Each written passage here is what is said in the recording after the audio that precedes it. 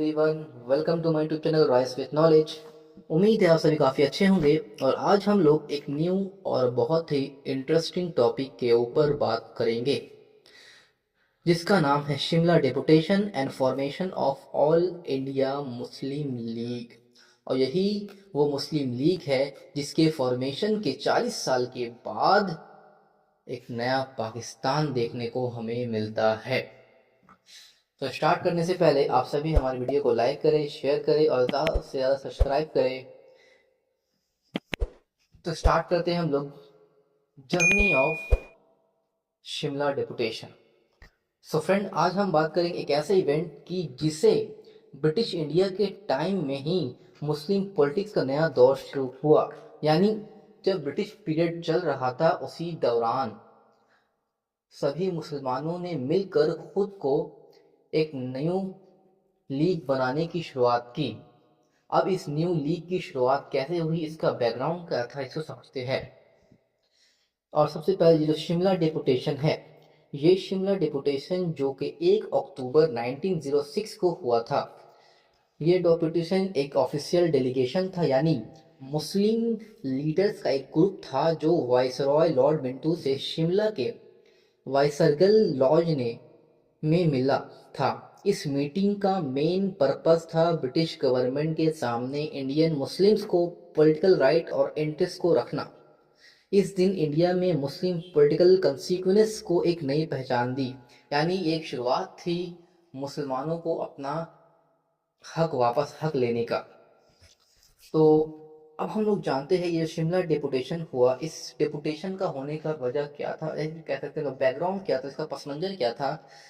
तो सबसे पहला जो बैकग्राउंड माना जाता है वो 1857 का रिवॉल्ट माना जाता है।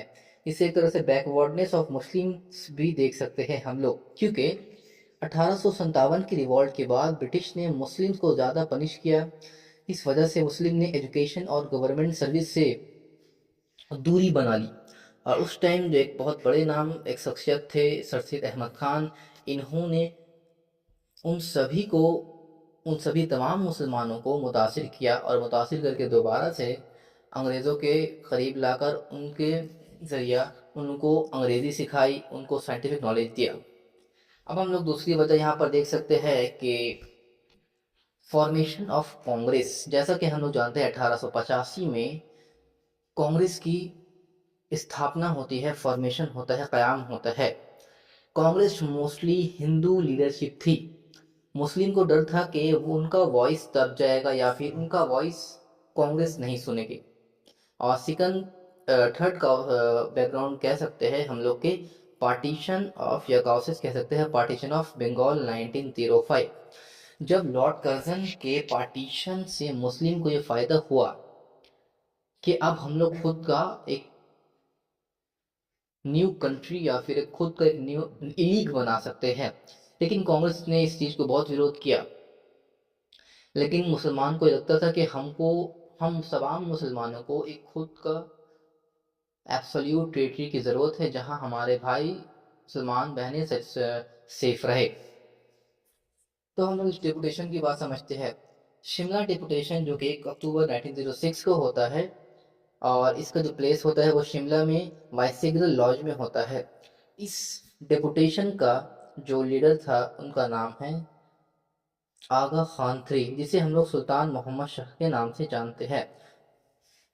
वो उस टाइम के जो वाइसरॉय थे इंडिया के, जिसका नाम है लॉर्ड मिंटो, उनसे जाकर मिलते हैं और आगा खान के साथ हिंदुस्तान के 35 मुस्लिम लीडर्स भी साथ में जाते हैं, अलग अलग प्रोविंसेस के। और कुछ अहम लीडर्स भी शामिल थे, नवाब मोहसिन मुल्क, नवाब वक़ार मुल्क जैसे बहुत से इम्पोर्टेंट लीडर्स भी शामिल थे।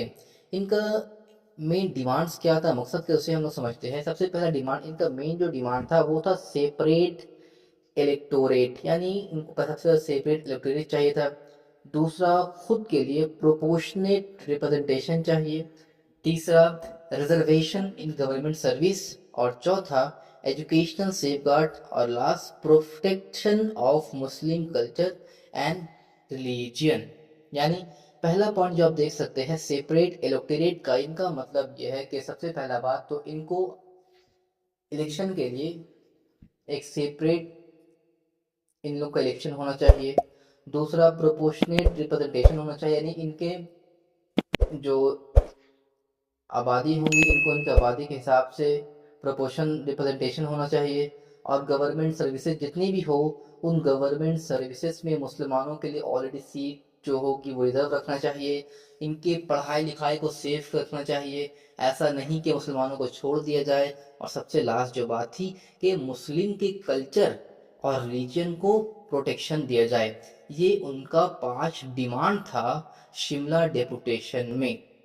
अब यहाँ पर लॉर्ड मिंटो क्या कहते हैं, सबसे ज़्यादा लॉर्ड मिंटो उनकी बात को मान लेते हैं। उनका जो भी पॉलिटिकल इंटरेस्ट था, राइट्स था, सभी को फुल्ली तरीके से एक्सेप्ट कर लेते हैं। और ये अस्तोरेंस हम लोगों को 1909 के मॉर्ले मिंटो रिफॉर्म में दिखता भी है, जब उन्होंने एक रिफॉर्म लाया जिसको हम लोग मॉर्ले मिंटो रिफॉर्म कहते हैं। इस रिफॉर्म में हम लोग को देखने को मिला कि किस तरह उन्होंने मुसलमानों के लिए बात की।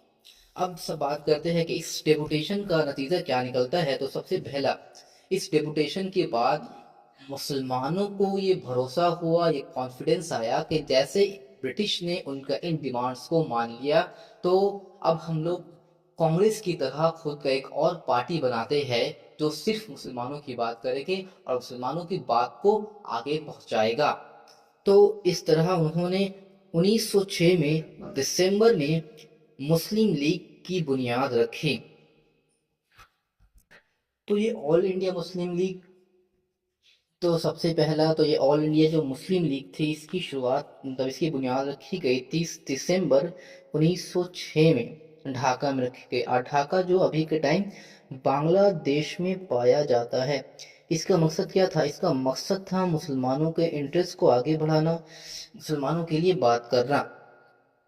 इस मीटिंग को जिन्होंने करवाया था उनका नाम था विकरुल मुल्क, नवाब विकरुल मुल्क। और जिन्होंने ऑल इंडिया मुस्लिम लीग को बनाने का मशवरा दिया, एडवाइस दिया, उनका नाम था नवाब सलीमुल्लाह ढाका। और इस ऑल इंडिया मुस्लिम लीग के कुछ इंपॉर्टेंट मेंबर्स भी थे। सबसे पहला मेंबर का नाम है आगा खान थ्री। जैसे कि हम मतलब उसका एक नाम और था सुल्तान मोहम्मद शाह। और Aga Khan three important leader, founding members होने के साथ साथ उस टाइम के फर्स्ट प्रेसिडेंट भी थे। बाकी जो नाम है नवाब मिकरुल मुल्क, नवाब मोहसिन मुल्क, नवाब सलीमुल्लाह ढाका और जस्टिस सैयद आमिर अली, ये वो फाउंडिंग मेंबर्स थे जिन्होंने ऑल इंडिया मुस्लिम लीग की शुरुआत की। अब हम लोग जब मुस्लिम लीग को पढ़ रहे हैं तो उसका ऑब्जेक्टिव भी समझ लेते हैं, उसका एम भी समझते हैं कि ये बनने का मकसद क्या था। तो सबसे पहला पॉइंट तो है to promote loyalty to the British government among Indian Muslim, यानी तमाम मुसलमानों को की वफादारी ब्रिटिश गवर्नमेंट की तरफ दिखाना, पहला। दूसरा, to protect and advance the political rights and interest of Muslim of India, यानी तमाम मुसलमानों के जो जाति हुकूक थे उनके हुकूक को आगे बढ़ाना। To represent Muslim opinion before the government and in legislative body, यानी जो अब से मुसलमानों के भी बातों को पार्लियामेंट में, गवर्नमेंट में सुना जाए, उनका भी ओपिनियन को रखा जाए। To prevent, fourth number point, to prevent the rise of hostility between Muslims and other communities. Fourth number point ये बोल रहा है कि बाकी जो कम्युनिटीज़ थी, रिलीजियंस थी, उन तमाम रिलीजन के साथ मुसलमानों का कोई झगड़ा ना हो, तमाम मसले को आसानी से हल किया जाए। To encourage cooperation between Muslim and other communities when beneficial for the country, यानी उनका मकसद ये भी था कि मुसलमान बाकी कम्युनिटीज़ के साथ, रिलीजन के साथ एक दोस्ताना ताल्लुक़ रखे, अच्छे से ताल्लुक़ रखे, जिससे हमारे देश को फ़ायदा हो। तो ये 5 इम्पॉर्टेंट ऑब्जेक्टिव थे ऑल इंडिया मुस्लिम लीग के, जिसको हम लोगों ने अभी पढ़ा। तो इसका अभी तक हम लोगों ने ये पढ़ा कि सबसे पहला बात तो कि शिमला डेपुटेशन क्या है, शिमला डेपुटेशन क्यों होता है, कब होता है, और शिमला डेपुटेशन के जो डिमांड्स थे उस डिमांड्स को पूरा होने के बाद किस तरह तमाम मुसलमानों ने आगे बढ़कर खुद का एक लीग बनाने का सोचा। और एक बात और आपको बता दे, आज जो हम लोग एक पाकिस्तान देखते हैं वो पाकिस्तान को आज़ाद कराने में जिन्ना का एक बहुत बड़ा हाथ है। और जिन्ना जो थे वो ऑल इंडिया मुस्लिम लीग से ताल्लुक़ रखते थे, और ऑल इंडिया मुस्लिम लीग की जो तमाम नौजवान थे, लीडर्स थे, वो तमाम लीडर्स सर सैयद अहमद ख़ान के फॉलोवर थे, क्योंकि सर सैयद अहमद ख़ान के ही पैगामात को ये तमाम फॉलोवर आगे बढ़ा रहे थे। और कहीं ना कहीं ये भी कह सकते हैं हम लोग, जो आज पाकिस्तान हम लोग देख रहे हैं, वो सर सैयद की एक कोशिश से हो पाया है। कि अगर सर सैयद अहमद ख़ान उस टाइम पे तमाम मुसलमानों को आगे नहीं बढ़ाते साइंटिफिक नॉलेज की तरफ, अंग्रेज़ी सीखने की तरफ, एजुकेशन की तरफ, तो शायद हमारा जो तबका है पीछे रह सकता था हिंदुस्तान में। तो इनके इस जद्दोजहद की वजह से आज के वक्त में भी बहुत लोग इनका नाम जानते हैं और समझते हैं कि अहमियत मुसलमानों में, कि किस तरह सर सैयद अहमद ख़ान ने मुसलमानों को आगे बढ़ाया। तो उम्मीद है आप सभी को वीडियो समझ में आए और अच्छे से आप लोग इस वीडियो को देखें। और वीडियो को पूरा देखने के बाद अगर आपको इस वीडियो का प्रॉपर नोट्स चाहिए तो डिस्क्रिप्शंस में दिए गए नंबर पर कांटेक्ट कीजिए, आप सभी को नोट्स प्रोवाइड कर दिया जाएगा। और उम्मीद है आप हमारे वीडियो को सब्सक्राइब करेंगे, लाइक करेंगे और ज़्यादा से ज़्यादा शेयर भी करेंगे।